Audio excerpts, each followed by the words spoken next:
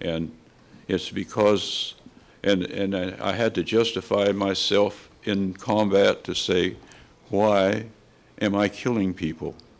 Well, in combat, we were fighting for freedom, and I knew that that's how we were fighting for freedom, because the Germans had taken freedom away from their own people and everything. They lost control of their government, and that's what we don't want to do here. We don't want to lose control of our government, and we are the people. We actually are the government, but we don't want to lose control of it by having a bunch of representatives up there who are not doing their job.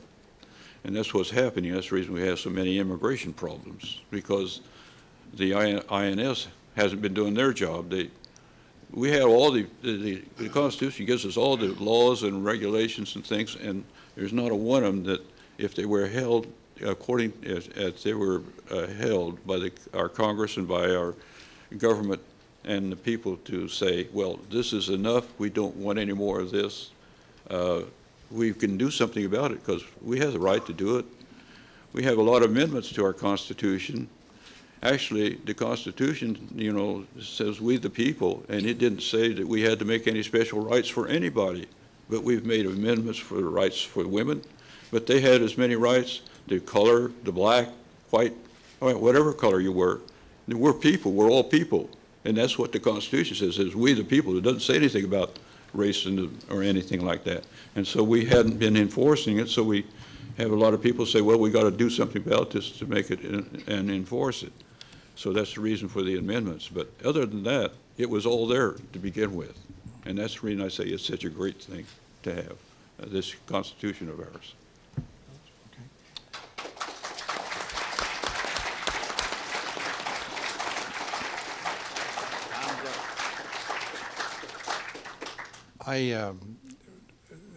Walt sort of introduced perhaps another question that sort of leads to it, and that is, imagine for the moment that you were asked to take the medal off from around your neck and present it to someone. Who would that person be?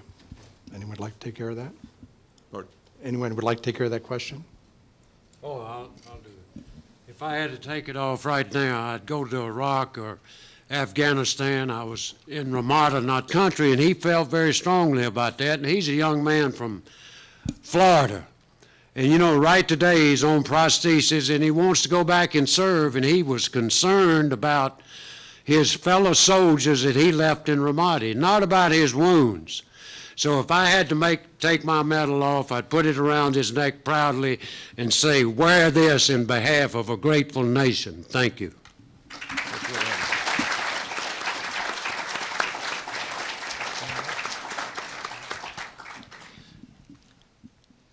I wouldn't take it off.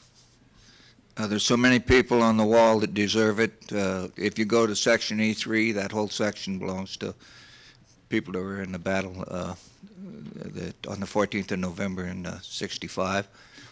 I have 4 MIAs I'd love to give it to, but I wouldn't take it off because somebody in Congress would figure out to take it away. Other questions? I have a friend that's out here at Arlington. He died by arms. I put it on his tombstone today. Do you have any other questions out there?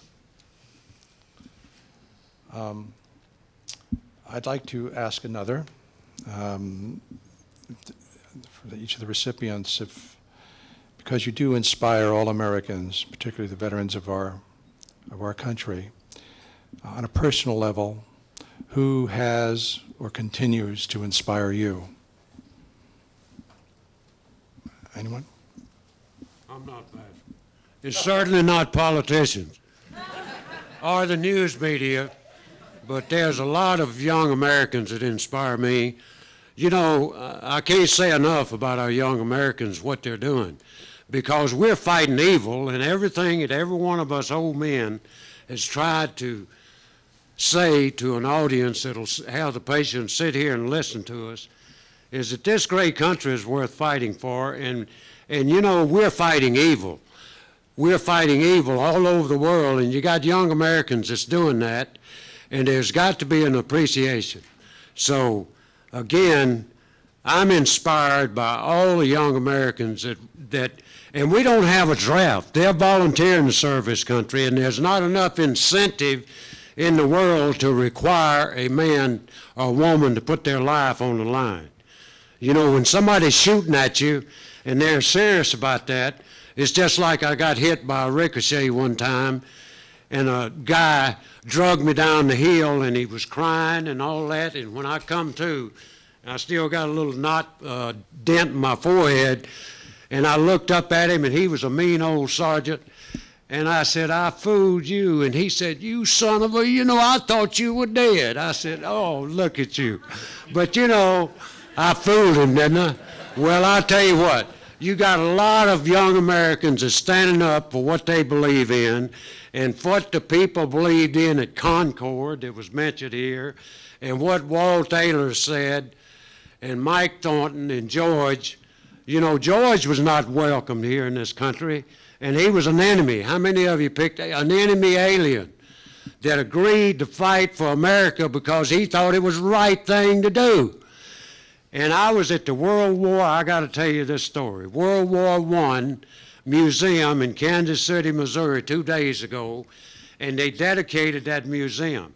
There's 124 Medal of Honor recipients from World War I out of 4.5 million veterans that served in that great war. And there's 4 of those veterans still living. The oldest is 107, and the youngest is 102.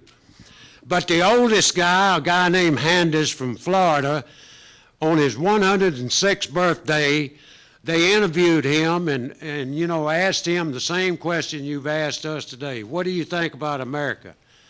And he had this to say, and I quote Mr. Handis, is I never done anything in my life that I didn't want to do. And I fought for this great country because I thought it was the right thing to do. Well, thank you, Mr. Handis. And if he could speak today and say that again, 107 years ago, he thought that was the right thing to do. And we got young Americans today that think it's the right thing to do. Young men and young ladies, and we see them coming back, being blown up by an evil, cowardly enemy, and then we're going to debate their life with our politicians. 535 irresponsible Americans are going to make decisions not to fight for this great country. Get rid of them. Let's love America, by God. That's what I'm saying.